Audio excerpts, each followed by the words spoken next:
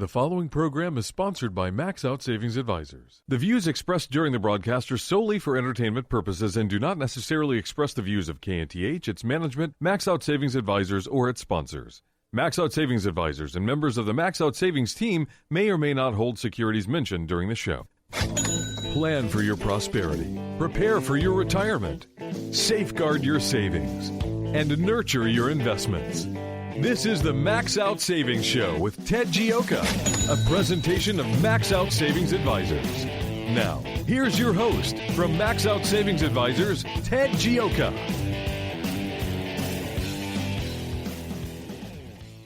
Good morning.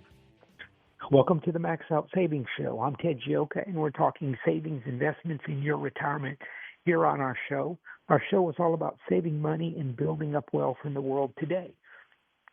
Our motto and our philosophy is to save aggressively and invest conservatively. That's save aggressively and invest conservatively. That's the key to building up wealth. You put away as much money as you can in your tax-free programs. You get a tax deduction. They grow tax-free, and then you take the money out when you retire and you build up wealth. You use the power of compounding of money. And the most powerful thing is not the compounding of money, like Benjamin Franklin said, but the actual compounding of money tax-free. And you get that in your company plan. And so we always want to start the show talking about that to encourage you to save money, to build up wealth, and to understand the world, which is more fascinating by the day. It's one thing after another, and we're trying to keep you up to date with what's happening in the world here on the Max Out Savings Show and where we think it's going to go. This was another one of those weeks. The road goes on forever and the party never ends. It seems to be getting more crazy by the day, but we still have, we have a good market here. We have the war heating up in the Ukraine and Russia again, and we have other issues around the world, and it's just. There's a lot of volatility out there. And as you said, the United States of America has continued to spend money. They're borrowing money at $1 trillion every 100 days. That's slowed down now because we have a debt limit on, but it's going to speed up again. And that's not a big positive in anybody's book about where things are going to go. If you look at the 10-year, the 10-year bond is up. I mean, it's just interest rates are going up, and that's not a good thing when you have as much debt as we do. So I just think that we have to understand the world. We have to navigate and invest in that world and understand that world. And I've not seen anything that I think we have a good plan to reduce that deficit, but we have to understand Joe Biden recklessly spent money, for the last 4 years of his president, unlike anybody since World War II. And so here we are in this situation, which the 10-year is 4.5%. This Friday it went up from about 4.3 something up to 4.5%, and once we start borrowing additional monies, once we raise the debt limit, it just there could be issues. Which brings me to, the week. If you really sit down and look at it, it kind of almost started out with the Ukrainians bombing the Russian nuclear. Attacking Russia's nuclear air fleet, which it was reckless and very dangerous. And a couple thoughts on that. Every time this Russia-Ukraine war, every time peace has been at hand, the Europeans or the Ukrainians have rushed in and done something to ensure it didn't happen. 2 years ago, they were close to getting an agreement on the war. Boris Johnson went over there and convinced Zelensky, no, we've got to keep fighting. And they were close again. Trump is working with Putin. And then Zelensky launches a drone attack against the nuclear fleet. I mean, I am really surprised that I mean, it was an attack on the nuclear fleet, which brings nuclear weapons into the war, and likely the Russians have increased their nuclear readiness. They've moved lots of their bombers within very short distance, as far away as they can from the Ukraine. So they put huge amounts of their nuclear forces now sitting right up against Alaska, which is not in the best interest of the United States of America. And nuclear weapons, they can destroy the world. Well, there's a real possibility they actually might save humanity in the end. We'll see about that, but that's in the future. But that's an unstable situation. There was no reason for that to happen. It was clearly designed to provoke something, and Trump had a call with Putin, and it was, he's like, yeah, we maybe would like peace, but look, there's going to be retribution, and everyone just better stand out of the way. Again, every time peace is at hand with this war, somebody seems to step in and wants to push it, and that's not a good situation. If you're a retiree, you're an investor in the asset markets, and this is something that we're watching closely here. We'll have to see what happens there. That's one issue. The other issue is the debt levels. It's one of the fascinating things about this stock market is it seems to be just ignoring all types of bad news. We were downgraded. Trump put the tariffs in place, and the market collapsed and fell apart in 3 days, and had a requisite 20% correction almost off the bottom, and then immediately within 2 days was right back up again, and so you had your correction, and everyone's like, and then we were downgraded. We lost our AAA rating for the first time in like over 100 years. We lost it. And it's like, hey, don't worry about it. If market's down slightly and it goes up again. The Ukraine attacks the nuclear force. There's nothing to see here. It's one thing after another with this market that it ignores whatever's happening. Now, a couple things. There's kind of a short squeeze going on. And, and things are going to get better down the way. The tariffs are going to get better. The market's ignoring the tariff news. If Trump puts more tariff things on, it goes down for 5 minutes and then goes back up again, which means either it's looking out to a much more bullish situation in the future here, where the economy gets going. They've got lower taxes.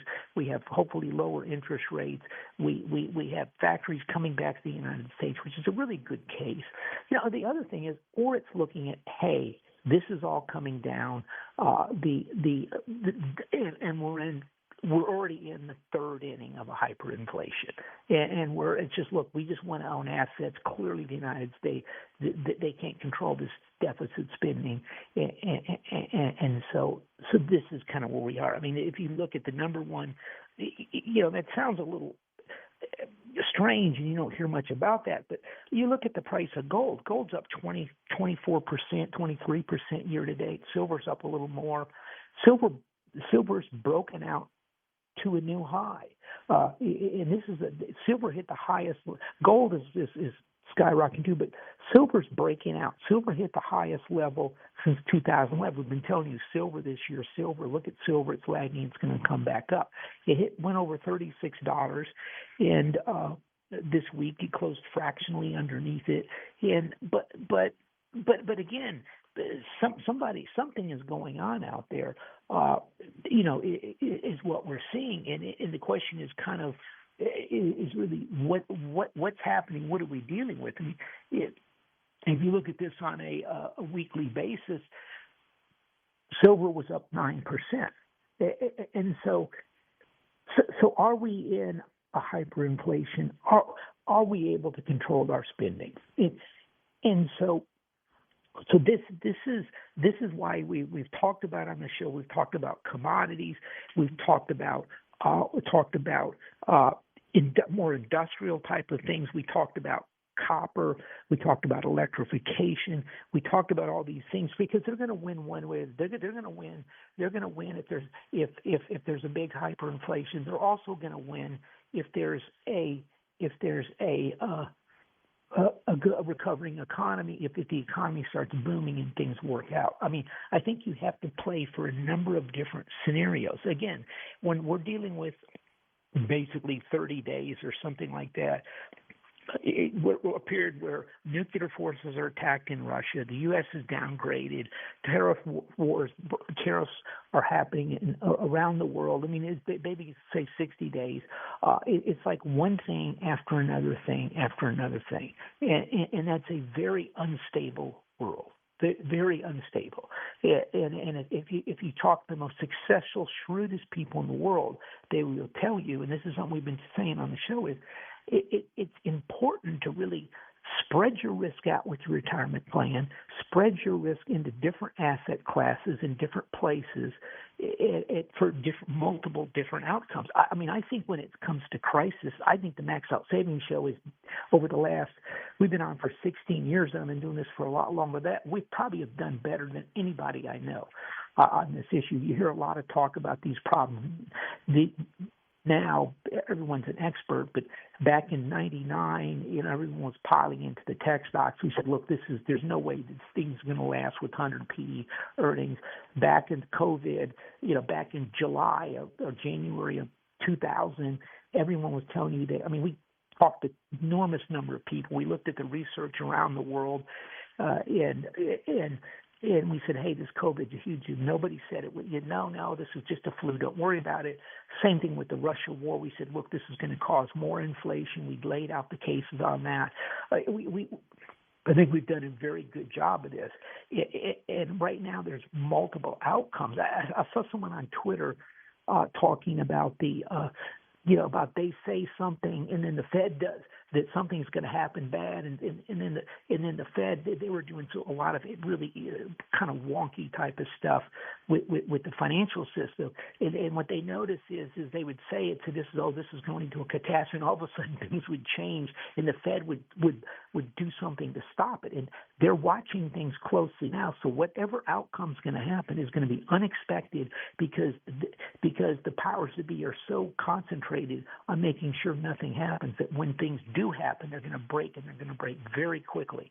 And so you're going to have that optionality to move in those type of markets. You have to have your assets spread in multiple areas that in some cases you're going to take advantage of those and profit from those at the same time.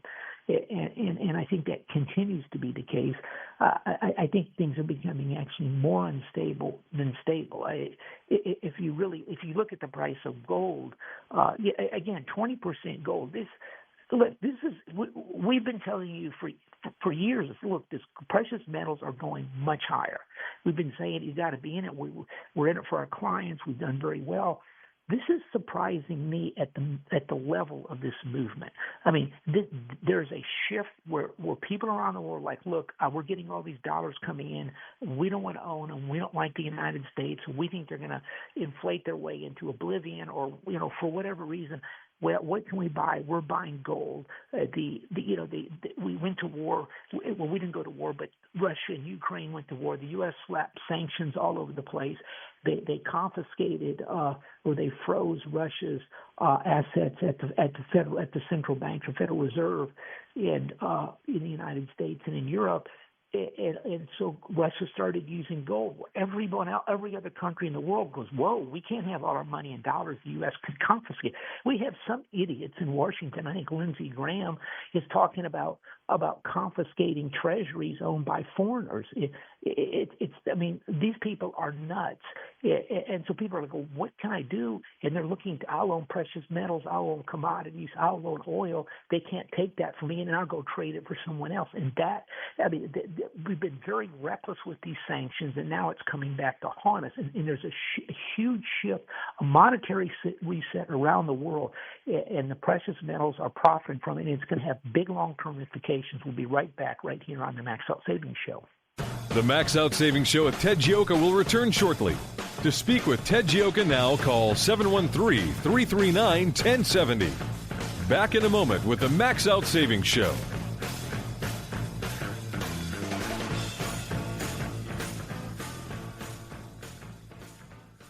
In the 1970s, the big song was the Bee Gees' Staying Alive. Well, it was difficult back then to stay alive if you were a retiree. Inflation was running rampant, and since then, over the last 25 years, it's gone away. Well, inflation's coming back, and it's going to endanger your retirement. If you're a retiree, inflation is your biggest enemy. Hi, this is Ted Gioka of the Max Out Savings Show. If you need help with your retirement, I'd like to help you out. Go to maxoutsavings.com. That's maxoutsavings.com, and we'll show you how you manage through inflation. Don't let inflation destroy your retirement. I'm Sam Malone, president of 512 New Media. We're Houston's leading marketing and content creation firm for many reasons. Our assets are exceptional, from video production to web design, strategy, and the ability to say no. Saying no is integral in launching a successful, profitable campaign. For example, take a look at Memorial Day. It's a federal holiday set aside to honor and mourn those in our U.S. military who died while serving our country. I'll say it again, for those who died while serving our country. So how does having a sale work in unison with the reason for the day off?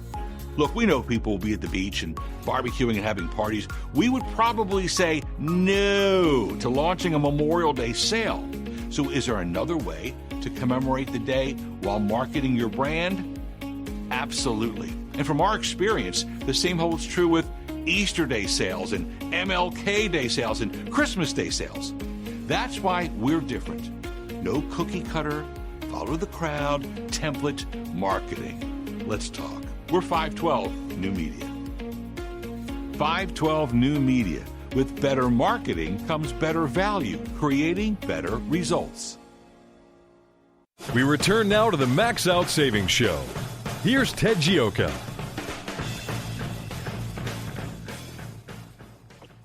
Welcome back to the Max Out Savings Show. Also, one of our sponsors and someone that's helped us over the years is Sam Malone. And Sam Malone has a new podcast which we're sponsoring. If you go to sammalone.com, that's sammalone.com, you can pick up on his podcast. So if you get a chance, go over to the website and check it out. It's sammalone.com. The looking out. Yeah, again, this week, it's like one thing after another. And one thing I really think we need to just go touch base on, and it's a retirement show, and we're talking about your savings and investment, but it's really this huge blow up with Elon Musk and Donald Trump. I think this was actually a couple thoughts on this. I think this was a global event.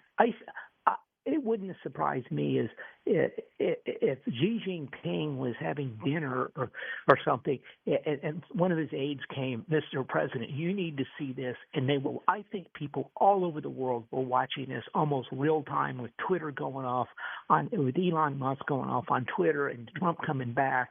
I mean, all around the world they were watching that. That is huge news. The President of the United States, the most powerful person in the world, and then the richest person in the world, and the problem,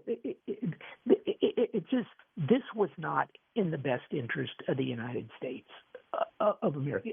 Here's a couple thoughts on this. First thing I'll say is Elon Musk should apologize. Clearly, he's a little overworked, and if anyone did a quarter of the work, they would be dead already. But I don't think that's an exaggeration. But he needs to apologize to the president. It got out of control. It's inexcusable, and it was disrespectful. Having said that, the MAGA movement has done remarkably well.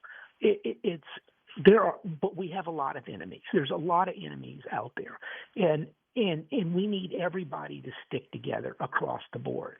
And having Elon Musk on the outs is not good. He made a material, huge contribution to President Trump's reelection campaign, and there's just no doubt about it. I mean, but it's more important than that. It's not even that. Is, as we said, he's the richest person in the United States. That's irrelevant. What is relevant and why this is important to the United States is Elon Musk is a strategic, critical national asset to the United States of America. Let me just run some numbers by you. Tesla, Okay, he started Tesla from nothing.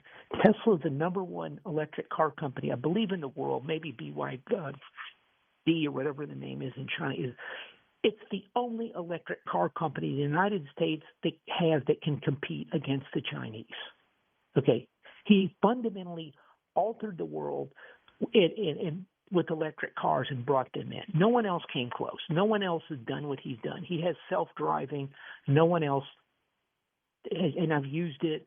It works phenomenally well, with the exception of you're unable to sit there and look at the screen or dial a telephone without them freaking out on you. But this is a game changer. Okay, Donald Trump's X platform was critical in helping with President Trump's reelection campaign. It's absolutely critical to free speech to have a platform where people can say what they believe and not be censored.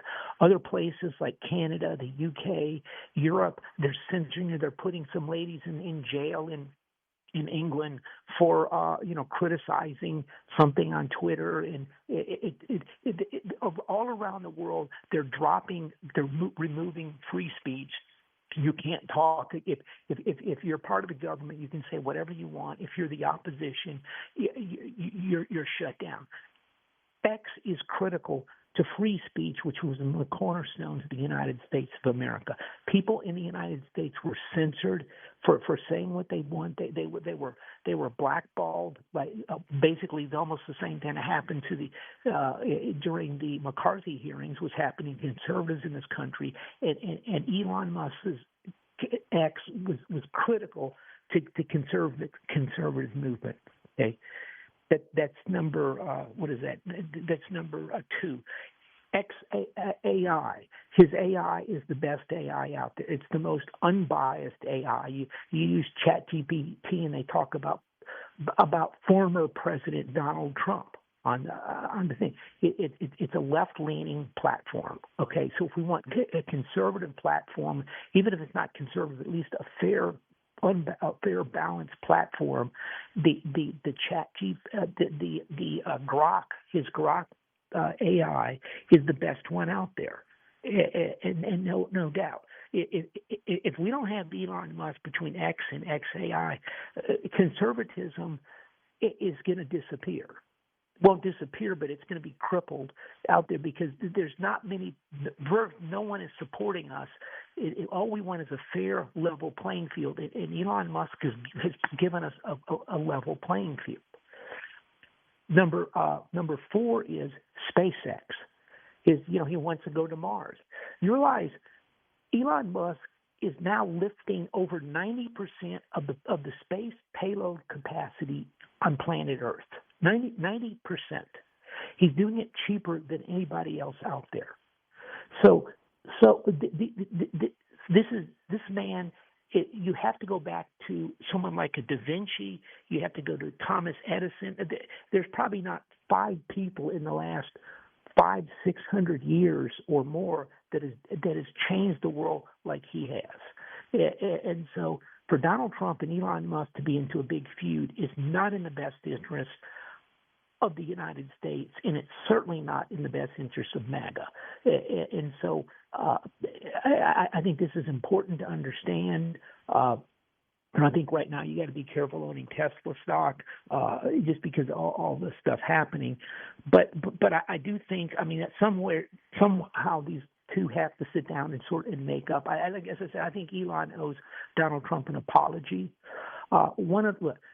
Elon Musk is correct. We have to cut spending, and he is right on that. If we end up in a hyperinflation, go look at the standard of living of the people in Weimar Germany, or look at the standard of living in the people 5 years ago in Argentina, where it's like one inflation after another inflation after another inflation. It destroys the middle class. And we have to get this spending under control. Donald Trump, make no mistake about it, did not engage. He's not the person that's responsible for this. Yes, his last year in office, he had huge deficits because the economy was shut down due to a pandemic. But then Biden kept spending money like a drunken sailor, I mean, he really, it's almost like, what, I spent, $5,000 last night. I mean, it's just, that's what, he wasn't even cognizant of the fact of what he was doing. He clearly had a bunch of radicals in there that they have recklessly driven the United States into a ditch. We're way over. We have $36 trillion worth of debt, as we've been saying before Donald Trump came in. We're at $1 trillion every 100 days of additional borrowing. No, I saw a thing. I think you've got to go back to like 30,000 BC if you're counting backwards, 1, 2, 3, 4, or 30,000 years in the future to hit $1 trillion. If you're just counting every second, 2, 3, 4, 5, it's incredibly to do something about our deficits. And so this is, I mean, now Donald Trump will say that, hey, we're going to. Okay, stick with me, Charles. What he'll say is, look, we're going to sit there, and he has a good program to get us out of it. I think maybe once they get the bill done, they can go after other spending. But we have a very severe problem in the United States with spending. You can't. That last 5 years we've been spending 6% of GDP plus every year deficits. And you just think if you're spending 6% more of your of what you're spending every year for 5 years, and think where you're going to be debt-wise. And so Elon Musk is correct. We need to do something. And honestly, what should have happened is the Republicans in the Senate should have come up with some type of cut somewhere to just make it look like we actually cared that we lost our AAA debt rating, which they seem like they were unwilling to do. They do, in fairness, they have a narrow budget. So to kind of wrap this up, Elon Musk is critical to the United States of America, and he disrespected Donald Trump. He owes him an apology, but both of them should try to work and see how we can work together. They actually, when they were working together, they did well between the two of them. I think this thing really blew up because they were very good friends. And I think it was really of a personal, thing more than anything else. But that's just my thoughts on it. But understand what Elon Musk has done. 90% of the space capacity lift in the world. He invented that himself. Came out of nowhere. He didn't have, he had some government contracts, but he's able to build it cheaper. He free speech with X. He redid. Tesla's the only competitor that can compete in the world against the Japanese, and his AI is a one AI that's fair to conservatives. And so, anyway, some thoughts. Tell you what, let's take a quick call from Charles. Charles, welcome to the Max Out Savings. Good morning, Ted. Well, I don't pay too much attention to this gossip stuff going on. I mean, it's just to me kind of a nothing burger. I think this is just a distraction in general. And it was hard not to watch it, though, Charles. It was like watching a train wreck or something. Well, it's almost like two old ladies, I mean, it just. I'm not going to sit there, and I think Donald Trump he's got bigger things on his plate, and I just don't think that this is going to blow over quick. And in fact, it wouldn't surprise me by the end of his term. Because all these presidents seem to do it. They always award Medal of Freedoms. Some of them I would question, like Robert De Niro getting one, or some of these other people. But it wouldn't surprise me if what's his name, Musk doesn't get a Medal of Freedom award at some point. But I think they're going to get back together. But I just wanted to make it clear that it's important for them to get back together. This is not like a spat. Yeah, I don't think that. You could tell by Musk's nature, the way he was brought up. He's conservative. I mean, all throughout his life. I mean, that's exactly what he was. He's South African, and I mean, he was raised properly by his mother, and I don't know about his dad, but the point is that he's just conservative in nature. You could see that, and I think what he saw going on with this previous administration and the Marxists and the CCP control in this country, and the open borders, with the World Economic Forum that you've talked about in the past. To me, you could see that he was very concerned, but. I mean, for him to go to the other side or something, I just don't see it happening. But listen, Ted, what I wanted to ask you was, since you brought up Latin America, Latin America's got some sad situations over there. They got Scheinbaum, that's I think for all intents and purposes a Marxist. You got Lula, that's a Marxist. You got Danny Ortega over there in Nicaragua. He's socialist possibly. You've got the guy from Bolivia. But what I wanted to ask you is what has been the rate of return in Argentina since Milei took over? That guy seems to be he's been really clamping down on a lot of the ridiculous spending over there. And I'm just wondering, do you know offhand what the rate of return is in Argentina? Is maybe a country fund or something? I don't have that off the top, but I can tell you it's been very good. Yeah, well, I was just going to say. I mean, it's very substantial. Yeah, and so I think when you have a guy like that, and he kind of is kind of like almost like a Donald Trump. He's just going to go in there and fix the problem. I think hopefully maybe some other countries start to look at that. The adjoining countries, Peru, Chile. If some of them can start to see what's going on, and maybe things may start to turn in that area. But of course, you don't know what the Open Society Foundations. You always got to have your eyes on that. But I just think that that needs to be kind of brought up. But in the event that you see that rate of return, I'd appreciate it if you could bring that out on your program, maybe later on. It's been in the hundreds of percent. It's 200% or more. It's very substantial. Yeah. Since he's been there. Okay. It's a free market system, Charles, and so it's been fun. And by the way, the one thing you got to remember is Scheinbaum and Lulu are they're really globalist. She is definitely a hardcore globalist, just like Carney is up in there, and those guys worry me. The globalists worry me more than the Chinese. Well, yeah, because really they're just promoting more or less a global communist system. I mean, that's really what it comes down to. People need to open their eyes to this. I mean, the confiscation of property, and as what was his name, Klaus Schwab would say. You're not going to own anything, but you'll be happy. I mean, what does that tell you? The young people need to open their eyes to this and maybe educate themselves. Yeah, what they won't do is they won't confiscate anything. What they're going to do is they're just going to make it harder and harder to own things for young people. Yeah, it's an insidious thing. I mean, honestly, I prefer communism to globalism. I don't prefer anything except capitalism. I think it's a pagan cult. Yeah, but anyway. But anyway, if you find something out on that, I appreciate you. Okay, thanks, Charles. All right, thank you. I'll take. I mean, just to give you some quick numbers here, the Merval went from 250 up to about 2. I mean, it is about 8 times from. This was well beforehand over the last 3 or 4 years, but this shows you that hyperinflation and malfeasance in government eventually wipes out everything, and then you get it's all about who's in power, and so this is what's so good about Trump. But tell you what, here we're coming up here on a quick break. We got more to discuss about this, more big things happening here on the Max Out Savings Show. So stick with us, and we'll be right back after this quick commercial break. The Max Out Savings Show with Ted Gioka will return shortly. To speak with Ted Gioka now, call 713-339-1070.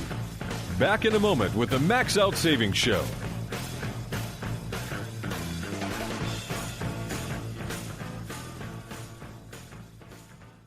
Hey everybody, Charlie Kirk here. Ted Gioka, the founder of Max Out Savings Advisors, always says, save aggressively and invest conservatively.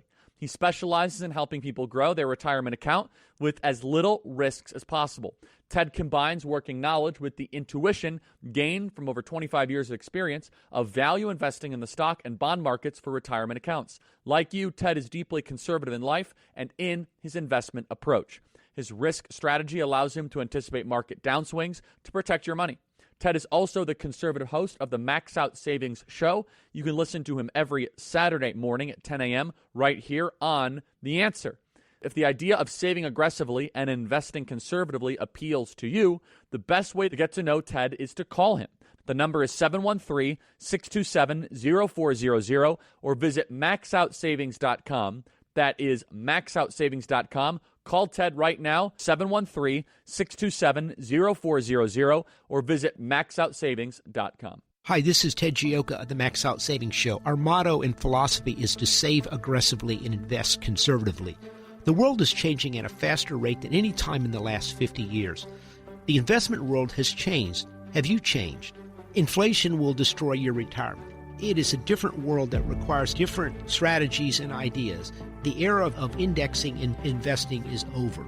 If you need help, listen to the Max Out Savings Show. Our show airs every Saturday at 10 a.m. and Sunday at 7 a.m. We talk about investments, the world, and where the world is going today, and help you understand it and help you save money and build up wealth. It's the Max Out Savings Show. And if you need some help, go to our website, maxoutsavings.com. That's maxoutsavings.com. On the website, you can sign up for the free Max Out Savings Report. Our report covers all types of these big issues, the changes in the world, and helps you understand and protect your retirement. So go to the website, maxoutsavings.com. AM 1070, The Answer. Once again, here's your host for the Max Out Savings Show, Ted Gioka.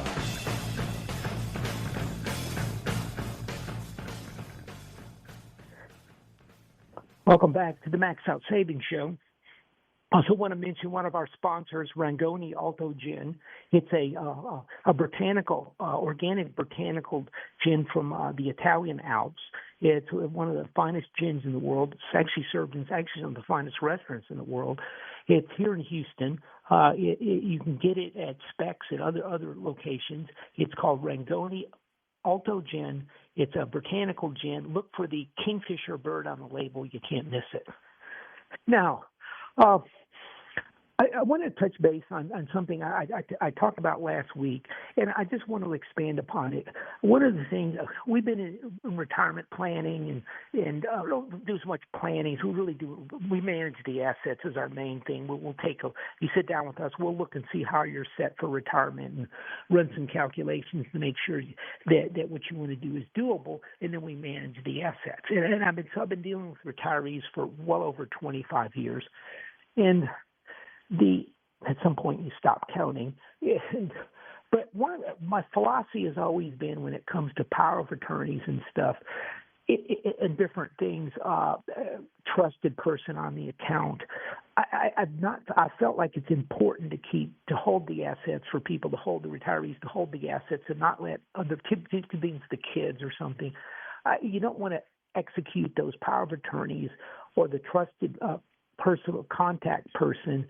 You don't want to do that unless it's like in a real emergency where, they're in a coma or something, or something is really bad has happened. That's always been my philosophy.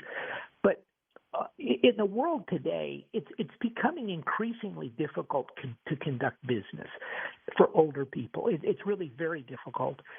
There's two-factor authentication. There's all types of things. I'll just give you an example. We're dealing with my father worked for Shell Oil Company, and we're dealing with Fidelity's Shell Benefits, which is run by Fidelity. So my mother is she's in rehabilitation, and so she's well over 90, and so I've been trying. It took me forever to get a hold of the people at Shell Benefits for Fidelity stuff. And I get them on the phone and I explain the situation, so they have to confirm who my mom is. And I'm on the phone with her. And so they said, well, sir, you're going to have to get off the speakerphone so your mom can answer. I said, okay, fine. So they asked my mom a bunch of questions. She answers all the questions. Well, she can barely hear them. I mean, it's almost a running joke in our family. My mother, if you call her, that she can actually get the phone to work right, and she can't hear, and it's just one thing after another. It's all going well up until they ask, well, mentions my father's name, and who is that? And they say, oh, my son's here. And she misheard the question. It was she told them, who's your husband? And she said, it's my son's here. She misunderstood. So they said, we can't approve this. We've been unable to confirm who she is. Now, she gave them her address, her phone number, her social security number, her birthday, one thing after another, and Fidelity would not approve who she was. We were simply we're asking about a lost check. It wasn't, hey, send out money or we want to close. It was simply send out a lost. There's been a check that's been lost. We need to stop. We can't communicate with Shell's Fidelity benefits at all. And they said, well, I said, look, I've got power of attorney here, which I've executed one time since I had it, and that was just a couple weeks ago. And they said, well, I said, where do I send it? Well, you've got a fax. And I'm like, so, okay. I said, how long does it take? Well, it could take up to 30 days. I'm like thinking, so this check is out there for 30 days. It's not a small check. And it's very hard to deal with these companies nowadays. Almost anything. The AT&T, I had to actually go buy a phone and put it on my own account to get my mother a phone because they wouldn't talk to me. And mom's in rehabilitation and lost somehow her phone disappeared. And so my advice to people is you have older parents is I would get the power of attorney. I would send the power of attorney to the investment firms. I would send it to the phone company. I would send it to anybody that you're dealing business with, or in some cases there's a trusted contact thing at Schwab, which we're going to be increasingly using, because the problem is in the world today, Fidelity wanted the two-factor identification with their phone. Like, look, my mother's phone is lost. We're having to get it. I've got to activate the power of attorney at AT&T in order to get her a phone because I cannot bring my mother to the store. And so it's just one thing after another with this. And so it's important to understand when you have older parents that you do want to have that. And it's very frustrating because, a power of attorney is a very powerful thing. You can sign documents and sell things and buy things. And I really think they're going to have to pass laws in the United States where there really needs to be some documentation that the person can represent and do certain things, because this privacy issue is just going off the charts with these big companies. Another client we were talking to them. They have a daughter in London, and they want to deposit a check in the daughter's account here, and they go up to the bank and I'm like, well, who are you? And I'm like, I'm her father, and I'm sorry, we can't take this because of anti-money laundering. And it's one stupid thing at these banks and these companies now with this privacy and anti-money laundering, and one thing after another. And so it's important to have documented things to set up. And again, I almost hate to say that because particularly when it comes to families, you got to be so careful with the power of attorney because you don't want to get one of the kids get mad about something and do something or the others. But the problem is these big companies have gotten so onerous in their dealings with the elderly that it's becoming increasingly hard for them to conduct business. Older people, it's not easy for them to use a phone. It's not easy for them to use a computer. My mom's computer, they lost the password. They're struggling. It's the most ridiculous things, which in the past has been pretty simple to fix, but it's getting more and more and more complicated because these people won't sit there. It's like Shell Benefits. I said, okay, can I go down to the Fidelity thing? And they said, no, this is for Shell Benefits. And so I was really appalled how bad their service is at Shell's benefits program with Fidelity. And so understand this. Take a look at your situation.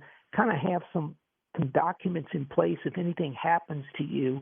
And again, you don't have to be incapacitated, but if you're in a hospital bed or a rehabilitation center or something, you might not have the ability to sit there and conduct business at all because there's if you don't have a phone, if something happens to your phone, the phone gets. My mom has managed to lose 2 phones and somehow vanish, and it's just incredible. So understand, and with your family, make some planning. If you have an older parent, you might want to look at some of these issues. It's gotten very complex in the world today, and which is increasingly frustrating. But and I think in the future, you're going to have an AI device which is going to handle all of this stuff because it's just gotten way too complicated. But anyway, something to think about. There's a power of attorney with a lot of the brokerage firms, the asset manager. There's a trusted personal contact, those type of things. And we're going to kind of continue to talk about this more. We're going to write about this in the Max Out Savings Report because it's becoming a real big issue for the elderly out there. They're really struggling under this onslaught of technology, basically put out by companies that either want to make the company's life easier, or dealing with regulatory things or privacy issues, or those type of issues. It's an enormous problem out there in the country now. Now, a couple of things I want to kind of write. See, Charles talked about the Argentine Merval was back in 23. Was around 260,000. I'm not sure when Melee came in. It was after that, but it's risen up to about 2 million. So that's about 8 times your return. Mila, I think he came around. I want to say 23 when it was maybe 6 to 10, but it's been a huge return, at least a double to a triple since Milei's come into Argentina. Silver, I think we have to touch base on silver. Silver, as we talked about, was lagging gold. It typically outperforms gold. Silver is hit $36 and some change. That's the highest level since 2012. And if you run some inflation numbers on that of any real inflation, it should probably be twice this price, and it's hit it hit $42 on around 9/11, $42, and again that's probably equivalent to $75 or $80 in the world today. And back in the 80s, 70s, 80s, something like that, it hit 50 when Bunker Hunt and the Hunt brothers went to corner the silver market. And so if you put some numbers, it looks like silver is going much higher. There's huge demand for silver for in solar power, for electric cars, all types of things out there. And I do think prices are going high. I think this has been a little frustrating here because I don't believe the miners have done very well, across the board. I really think they should be a lot higher. The P ratios in some of these companies just aren't that big, and the numbers were good. And even if you look at the price of gold, for instance, on the gold miners, some of those things are off a little this week. Let me pull up if you look at gold, the numbers. If you look at it, the average for the first quarter was probably around 28, maybe 28.50.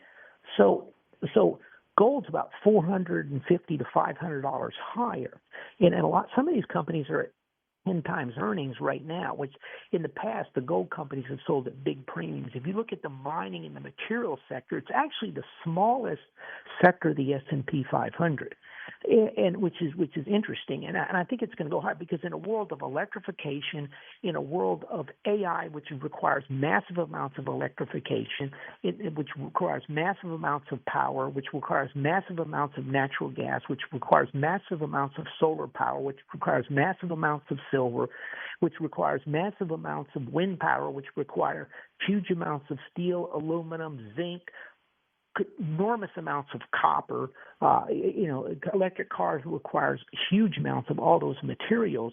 These are these massive trends coming at us full blast, and yet it's one of the smallest sectors of the market. And so I think you're going to see some real opportunities. I think you're going to see a revaluation. One of the more interesting things, in addition, has been if you look at some of the industrial manufacturing companies in the United States, their PEs are very, very high. And it's some of these GE, some of these, there's just numerous. They're very high PEs on these. We don't have enough manufacturing capacity. I think we're going to see a manufacturing boom in the United States. I think we're rebuilding our manufacturing capacity. For the last 25 or 30 years, we've been systematically dismantling our manufacturing capacity and basically building out financialization package. That's come to an end. The financial system is teetering. It's not in good shape. And we're rebuilding the manufacturing to build the products in the United States. In that environment, the good news is if we can get this bill passed, if we can start another bill which will cut spending, as Elon Musk thinks we should, and I think we should, then that'll help. That'll cause interest rates to start to fall, which will reduce the deficit. Donald Trump is doing a Herculean job getting factories coming back to the United States of America. That's going to create more growth. That's going to create more jobs along those lines. In addition, they're regulating. It's part of they're like a triad plan of they're going to deregulate the industry. They're going to cut back on the permitting. The permitting is ridiculous. They just shut down they spent $7 billion on a rail system in California and built 1 mile of track. So it was all spent on regulatory studies, on lawyers and everything else, but actually building a railroad. And so they're gonna streamline, get rid of all the regulatory process, or put limits on it, so you can there's a certain period to look at. There's a certain period for review, which has to be approved or disapproved, and then the project starts. That deregulation, that limiting the permitting window, and all these other things are going to fast track growth. So you have a triad of cutting spending, which we're working on. You're going to have lower interest rates. You're going to have lower taxes, deregulation, and streamlining of permitting. This is what we need to build out the United States to make it the strong country it should be, to free the American people, which has been chained up by the government. And so there's big opportunities. It's going to take some time to get there. We got to pass that bill. They still got to do a budget limit bill. I think you could see a crowding out because there's such a demand for money. It's going to be a crowding out of the government needs so much money, corporate America needs so much money for factories and things in the rest of the world. This is going to be the big challenge going forward. You're going to see a lot of volatility, a lot of changes, and you want to be in the right things. Anyway, we're going to write about this in our Max Out Savings Report, which is a free report you get by going to maxoutsavings.com. It's maxoutsavings.com. But if you need help managing your retirement, that's what we do at Max Out Savings Advisors. We use Charles Schwab to hold the assets, and then we manage it using our value investing approach to the stock and bond markets. We'll put together a portfolio. So if you'd like a meeting, just go to our website, maxoutsavings.com. You can request an appointment. There's also a phone number you can call us. I hope everyone has a great week. And remember our motto and philosophy, which is to save aggressively, invest conservatively. That's the key to building up wealth. See you next week on the Max Out Savings Show.